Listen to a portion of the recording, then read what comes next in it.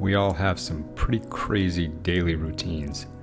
I've talked about this before. I'm a fan of routines and employ many to get all the things done I need to each day. But there is surely a balance that needs to be struck. Like many good things in life, if taken too far, it can have more of a negative pull than positive. If we're in a continual state of ticking off tasks from our routine list, we can find ourselves missing some of the best things this life has to offer. The joy, the wonder, the exhilaration of impulse actions, the doing this random thing completely out of order concept. We can miss living in the moment, fully experiencing life versus just getting through it. So that note of caution is worthy for sure, but there's something more that examining our routines can teach us. It can reveal what really matters to us. Let me explain. Imagine this. You're in the middle of that wonderful dream where you're relaxing on the front porch of your cabin along the river, watching the sun gently rise up over the mountain peak, and bam! You're yanked out of your slumber by that psychologically engineered shrill emanating from your cell phone alarm clock. So much for the cabin by the river. You realize it's 4-something in the morning on a Monday, and it's that time again to get things started for the day. You, or me, I guess, move thoughtlessly through the motions of getting the bed made, getting workout clothes on, and making my way to the weights in the basement. I go through that part of my routine, then some cardio, shower, stretch, lunch prep, etc. Phase 1 done, then on to the series of routines at work. This continues throughout the day and onto the flip side back home through the evening, all the way back into bed, exhausted from the day, filled with routines, all to start over again in a few hours. Certainly, I left out about 1,000 details, but let's say through all of my routines, someone was watching, like every single second, every routine action down to the smallest step.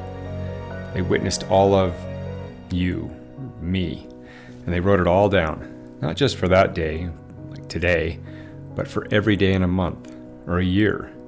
At the end of that time period, they compiled a detailed report of all your actions. In that report, a summary is presented by AI about what mattered most to you, meaning it took all the things you did and whittled them down into just a couple interest areas and ranked them, identifying what was highest priority for you. What would that report show as the most important things in your life, based on your routines? Would it be sleeping, mindlessly spending money, eating food, watching TV, internet searching, social media scrolling? How about quality time spent with loved ones, quiet time in nature, caring for animals, reading for leisure, or work and work and work, stressing, arguing, fighting, rushing? What would your routines reveal about you? What would they suggest is most important in your life? Would you not be a fan of your personal routine report? Change it. Here's the good news. You can change your routines.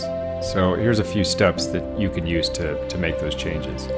So first, identify the routine you want to change. Be specific.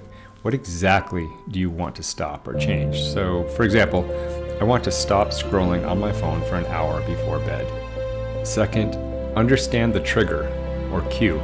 Most habits are triggered by a cue, like time of day, emotional state, location, or another behavior. So ask yourself, when and why does this routine occur? Third, understand the reward. What do you gain from the habit? Relief, entertainment, avoidance? Example, scrolling helps me wind down. Fourth, replace the routine with a positive alternative.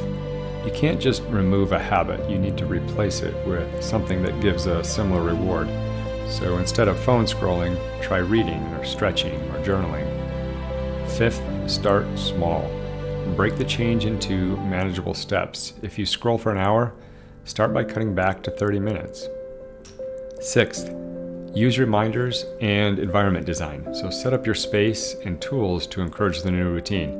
So put your phone in another room. Set out a book on your nightstand. 7, track your progress. Use a habit tracker or journal or app. Celebrate the small wins. They reinforce the new behavior. 8, be consistent and patient. New habits take time. Don't expect perfection. If you slip, reflect and try again. 9. Get support. Share your goal with a friend or find a community or accountability partner.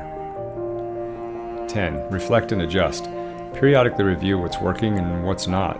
Adapt the routine if needed to better fit your needs and goals. So there you have it. Your routines say a lot about you and what you care about, but you're not a slave to that. You can change it. You created them at one point. You can create new ones.